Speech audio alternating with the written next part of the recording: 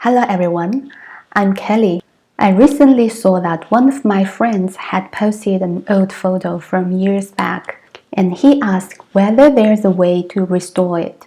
Do you think artificial intelligence could help us restore old photos? In this episode, let's discuss how artificial intelligence can repair old photos. First, we need to find all the pixels related to the defects in the uploaded old photo. Then we must collect the training set. The training set of the segmentation task is the images and masks that mark all of the defects. The easiest way is to have the evaluator create a subdivision mask. People know how to find defects, but even for experts, it can take a long time.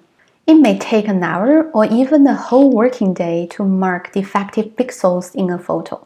To repair a photo, we need to upload the original image, then mask and mark all clean areas with 1 and 0, all pixels to be repaired in it. When dealing with defective photos, such as a blank space in the photo, we can use partial convolution instead of original convolution. When we convolve a certain area with a certain kernel, we will not consider the defective pixels value. This can make the repair much more precise. GitHub has a popular repository for photo coloring.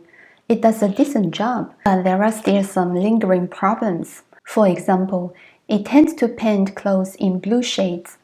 So many AI photo restoration companies use their own algorithms. This year, researchers from the Microsoft AI team announced the creation of a new algorithm based on artificial intelligence that can restore old images that have suffered severe degradation.